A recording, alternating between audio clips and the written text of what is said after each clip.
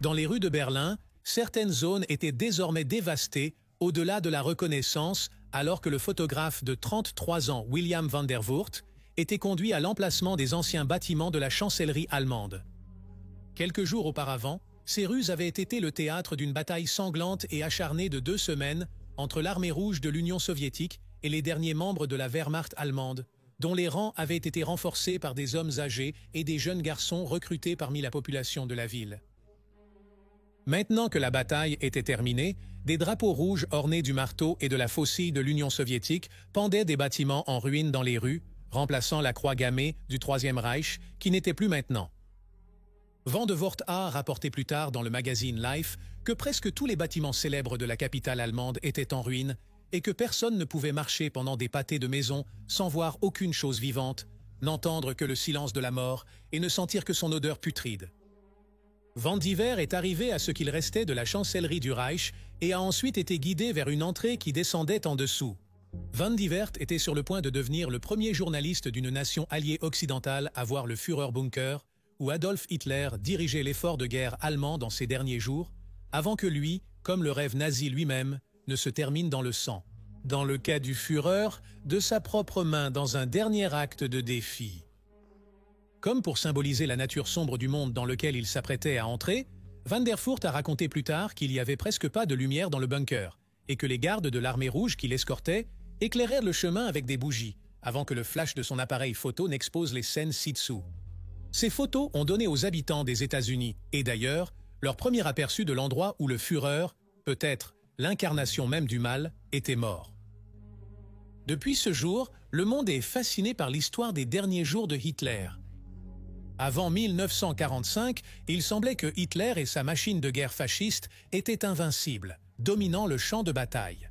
Même ses ennemis ont commencé à le voir comme une sorte de monarque invincible, et il était donc assez déroutant que l'homme qui avait enchanté des milliers de personnes lors des spectaculaires rassemblements de Nuremberg meure dans un trou sombre dans le sol, comme un rat retournant à son nid après avoir consommé du poison. C'est l'histoire de la création du Führerbunker et des derniers jours infernaux de l'homme qui rêvait de conquête totale. Bienvenue aux guerres du monde.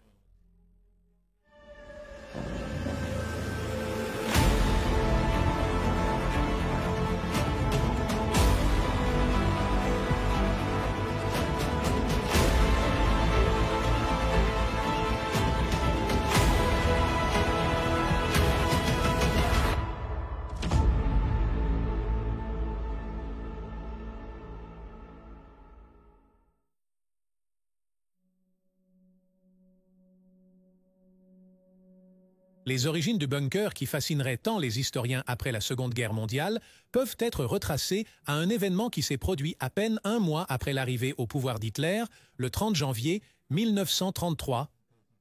Jusqu'à ce point, la politique de l'Allemagne dans la période post-Première Guerre mondiale était pour le moins turbulente, avec des gouvernements qui montaient au pouvoir et tombaient peu après, tandis qu'en même temps, de nombreux Allemands désillusionnés et en colère participaient à des soulèvements. Le plus célèbre étant bien sûr le soi-disant putsch de la brasserie, qui a eu lieu à Munich dans la nuit du 9 au 10 novembre 1923 et a été réalisé par Hitler lui-même et ses partisans. Ainsi, l'accession d'Hitler au pouvoir était considérée comme une chose temporaire, en particulier parce que, contrairement à la narration populaire, son soutien en 1933 était à peine suffisant pour justifier que le président von Hindenburg le nomme chancelier.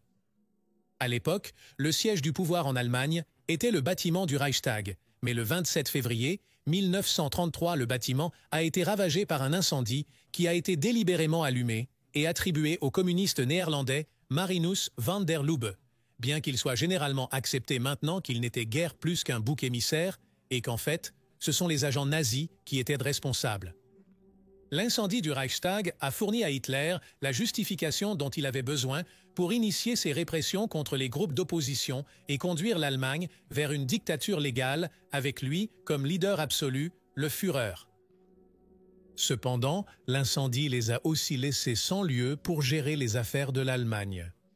Hitler avait donc pris un bureau dans la rue gouvernementale de Wilhelmstrasse, qui est devenue la chancellerie, mais il n'était pas impressionné par sa taille ou son manque de splendeur, le Führer déclarant qu'il n'était apte qu'à être occupé par une entreprise de savon. Des efforts ont donc été faits pour agrandir le site afin de mieux répondre au désir du Führer d'impressionner les dignitaires en visite, mais aussi en reconnaissant la menace venant de l'étranger alors que Hitler jurait de se débarrasser des contraintes du traité de Versailles. Les plans comprenaient donc également un abri anti-aérien pour protéger le Führer et son personnel des raids de bombardement britanniques ou français anticipés. Baptisé assez simplement l'abri anti-aérien de la chancellerie du Reich, les travaux ont commencé en 1936 et il était situé sous l'une des extensions apportées à la chancellerie, spécifiquement une nouvelle grande salle de réception qui faisait également office de salle de bal. Sous la salle se trouvait un sous-sol, et à cela s'ajoutait un couloir qui descendait encore 1,5 mètre jusqu'à l'abri. Cet abri était exceptionnellement bien protégé pour l'époque, avec un toit renforcé de 1,6 mètre d'épaisseur, plus du double de celui installé sous le bâtiment du ministère de l'Air voisin, où les murs lourds et épais aidaient à soutenir la fondation du bâtiment au-dessus. Une fois achevé, l'abri possédait un couloir unique joignant 12 pièces où Hitler et son personnel pouvaient gérer le pays à l'abri des raids aériens. Mais l'abri était destiné à être une mesure temporaire seulement, et non pour une occupation à long terme. Hitler, insatisfait de l'apparence de son bâtiment de la chancellerie, a dirigé son architecte de prédilection, Albert Speer, pour concevoir un nouveau bâtiment sur la Vostrasse adjacente. Cette nouvelle chancellerie du Reich visait non seulement à impressionner les visiteurs étrangers, mais également à renforcer le sentiment de pouvoir de Hitler. C'était censé être la première étape de son effort pour transformer Berlin en la toute nouvelle supermétropole du monde, qui serait surnommée Germania. Conformément à l'insistance d'Hitler sur un design monumental, Speer superviserait la construction d'une immense cour d'honneur, l'Ehrenhof, où les visiteurs seraient accueillis par 2 statues du sculpteur Arno Breker, nommées Wehrmacht et Partei, signifiant respectivement forces armées et partis. En passant par des doubles portes mesurant 5 mètres de haut et le long d'une galerie de 145 mètres ou 146,3 mètres de long, 2 fois celle de la Galerie des Glaces à Versailles, les diplomates et dignitaires atteindraient le bureau caverneux de Hitler de 400 mètres carrés rassurés qu'ils étaient en présence de l'un des dirigeants les plus puissants de la planète.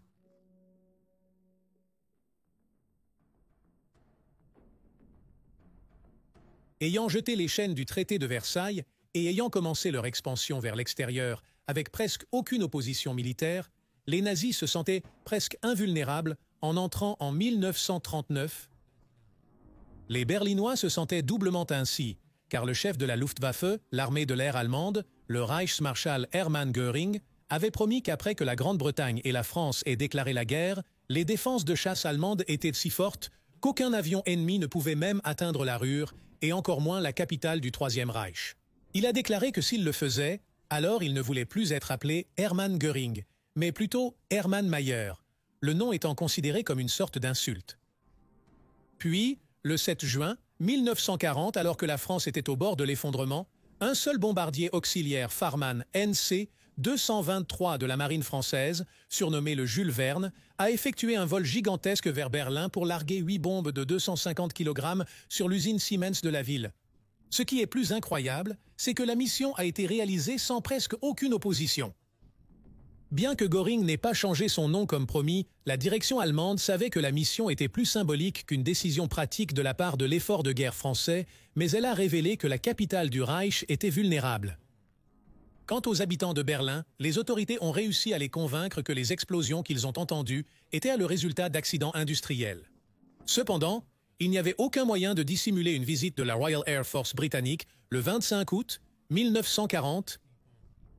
Le raid de la Royal Air Force sur Berlin cette nuit-là était en réponse à un bombardement accidentel de Londres par la Luftwaffe, bien qu'il ait été interprété par le gouvernement britannique comme une escalade de la bataille d'Angleterre, espérant terroriser les civils britanniques pour qu'ils exigent la reddition, et ainsi le Premier ministre britannique, Winston Churchill, s'est senti obligé de répondre de la même manière.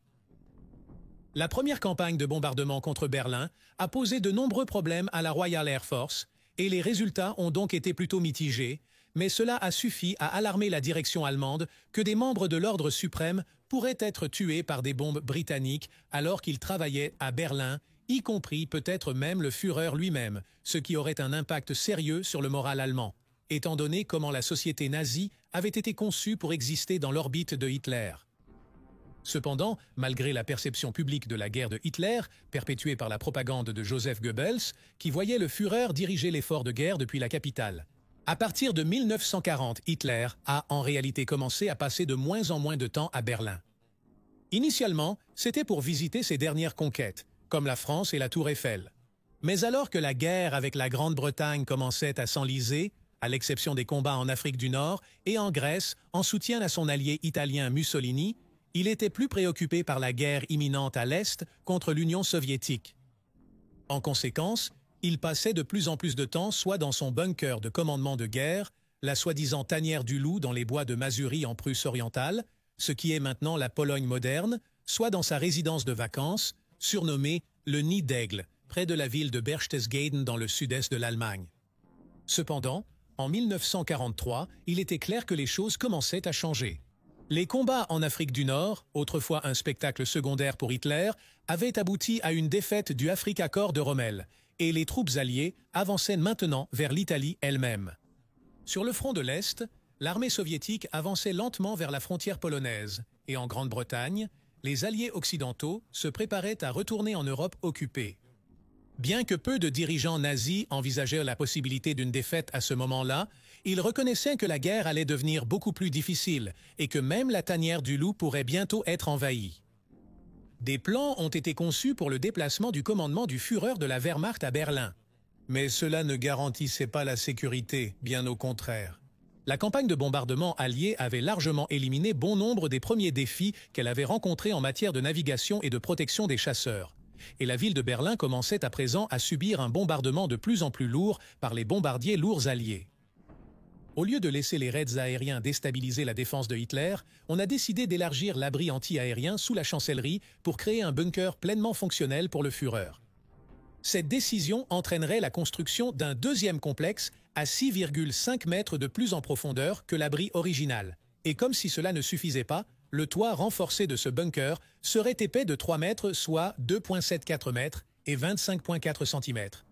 Le bunker supplémentaire comportait 30 autres pièces pour Hitler et son personnel et était conçu pour être aussi indépendant que possible, avec des installations médicales et de restauration, ainsi que des quartiers d'habitation pour Hitler et son personnel.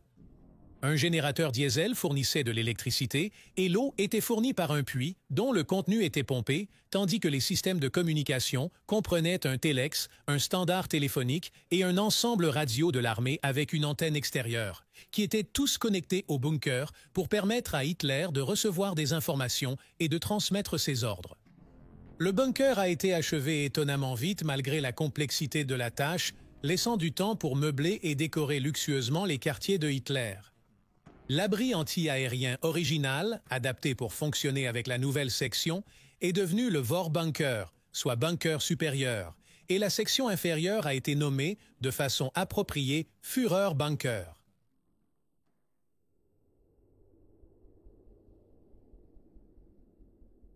En octobre 1944, l'armée rouge a lancé une offensive en Prusse orientale, menaçant le repère du loup. Un mois plus tard, le lundi 20 novembre, 1944, Hitler a quitté le bunker pour la dernière fois, ayant passé plus de 800 jours là-bas au cours des 3 années précédentes, le plus de temps qu'il ait passé n'importe où pendant la guerre, et qui avait également été le site de la célèbre tentative d'assassinat, le 20 juillet 1944. Hitler a survécu de justesse à une tentative d'assassinat par explosion d'une bombe, clandestinement introduite dans le bunker par des conspirateurs de l'armée allemande. La guerre a ravagé le Führer, l'homme ayant fasciné des milliers lors de rassemblements avec son énergie et ses promesses d'un futur de domination mondiale basé sur la pureté aryenne avait disparu. À sa place se trouvait un Führer dont l'état mental se détériorait à cause d'une combinaison de stress, de l'administration d'un cocktail de médicaments par ses médecins, et qui était de plus en plus affecté par la maladie de Parkinson. C'est à ce moment-là qu'Eva Braun, sa maîtresse dévouée depuis près de 16 ans, a relevé le défi de maintenir Hitler concentré sur les tâches à accomplir. Et c'est elle qui a largement contribué à convaincre Hitler en janvier 1945 qu'il était temps de se replier vers le Führerbunker. Hitler et Braun, ainsi que la majeure partie de son personnel et leurs familles, ont emménagé le 16 janvier 1945. Beaucoup d'entre eux savaient qu'il y avait une forte chance qu'ils ne sortent pas vivants du bunker. Mais pour le Führer, entouré de ses beaux meubles et des magnifiques œuvres d'art qui ornèrent ses murs, le bunker avait un effet très différent sur son état mental, du moins initialement. Libéré des horreurs du monde extérieur, son esprit a commencé à imaginer des fantasmes de victoire arrachés des mâchoires de la défaite. Grand croyant en la supériorité technique allemande, il s'accrochait à la croyance que des armes miraculeuses, comme le chasseur à réaction Me-262, le missile balistique C-2 et le superchar Lourmos, inverseraient la fortune de l'Allemagne. Ceci malgré la réalité de la situation que l'infrastructure nécessaire pour soutenir de telles armes était lentement réduite en poussière par des armadas de bombardiers alliés. En avril, les troupes soviétiques avaient avancé jusqu'aux abords de Berlin, les alliés occidentaux ayant accepté de laisser Joseph Staline capturer son ultime prix. Depuis le Führerbunker, Hitler organisait maintenant la défense de la ville, y compris en pressant au service militaire des garçons qui venaient à peine d'entrer dans leur adolescence. Sur l'effort de guerre plus large, devenait également si rare que pour connaître les derniers développements, Hitler a été contraint de recourir à l'écoute des émissions de la British Broadcasting Corporation, ce qu'il a fait malgré le fait que cela soit illégal pour le citoyen allemand ordinaire. Hitler a été vu pour la dernière fois à l'extérieur du bunker le 20 avril 1945 pour son 56e anniversaire. Il a distribué des récompenses à ceux qui s'étaient distingués dans la défense de la capitale et a rencontré plusieurs nazis de haut rang, comme Hermann Göring, lors d'une célébration plutôt pitoyable. Ce serait la dernière fois pour tout cela. La vie dans le bunker offrait une sécurité physique à ses résidents, mais psychologiquement, c'était une chambre de torture.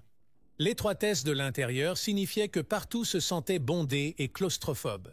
Le sentiment était exacerbé par l'absence de toute lumière naturelle. Il y avait une lutte constante pour pomper l'eau souterraine et essuyer l'humidité qui s'accumulait sur les murs. Et tandis que le Führer et sa maîtresse jouissaient d'un confort relatif, pour les autres, la vie dans le bunker était une affaire plus spartiate. Et bien sûr, tout cela se passait sur fond de conscience que chaque jour qui passait, l'armée rouge se rapprochait de plus en plus. En avril 1945, les histoires de ce que les troupes soviétiques avaient fait aux civils allemands ordinaires en Pologne et en Allemagne de l'Est étaient monnaie courante. Le meurtre, le viol et la torture étaient devenus une épidémie dans les territoires détenus par les soviétiques. Car les officiers soviétiques permettaient à leurs troupes de s'adonner à leurs désirs les plus sombres en vengeance de ce que les troupes allemandes avaient fait en Union soviétique 3 ans auparavant. Confrontés à cette réalité, la peur et le désespoir s'emparèrent de la population dans le bunker et beaucoup cherchaient des moyens d'apaiser leur peur, ne serait-ce que pour un court instant. Un grand stock de vin dans le bunker a aidé dans cette entreprise, et il y avait souvent de nombreuses fêtes organisées, là où la moralité était sacrifiée dans la poursuite de l'évasion. Martin Bormann, par exemple, le secrétaire privé très détesté de Hitler, est devenu bien connu pour se livrer à sa débauche caractéristique avec les femmes, se cachant dans l'abri des gangs de violeurs de l'armée soviétique. Hitler a continué à faire face grâce à un cocktail de médicaments administrés par son médecin, le docteur Theodor Morell, jusqu'à ce que le Führer réalise dans un moment de lucidité qu'il n'était devenu rien de plus qu'un drogué. Il aurait convoqué Morell et serait entré dans l'une de ses colères caractéristiques, au cours de laquelle il aurait déclaré, je cite, « Vous m'avez donné des opiacés tout ce temps. Quittez le bunker, laissez-moi en paix. » Fin de citation.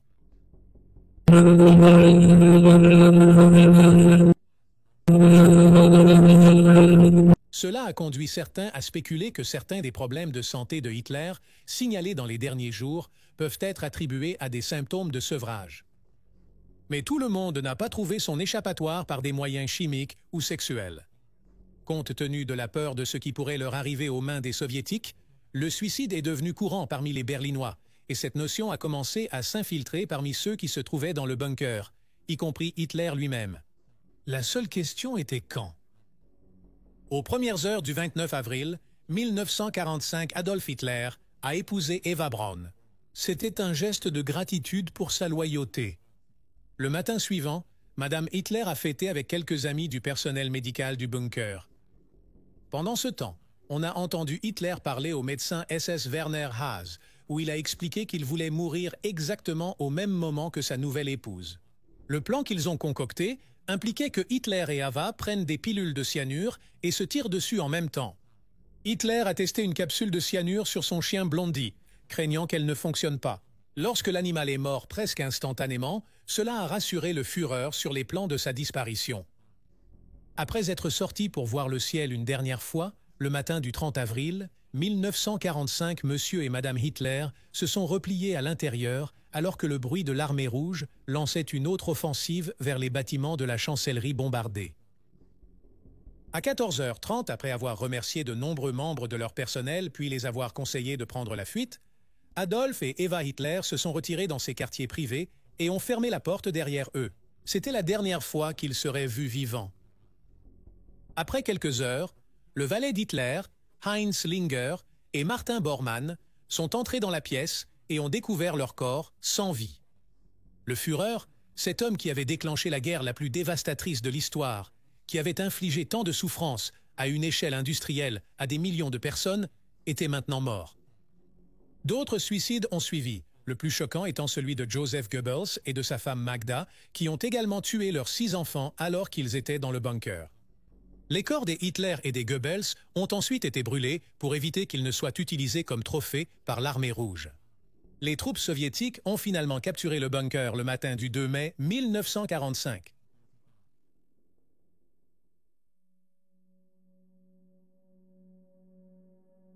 Habituellement fier de ses réussites, le leader soviétique Joseph Staline ne souhaitait pas garder le bunker intact, de peur qu'il devienne un lieu de culte pour les partisans de Hitler.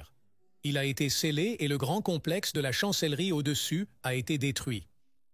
Puis, plus tard dans les années 1980, les autorités allemandes ont commencé à travailler sur un bloc d'appartements proche de l'emplacement du bunker, au cours duquel il a été à nouveau ouvert pour ensuite être complètement détruit dans le but d'effacer la tâche du bunker de la ville.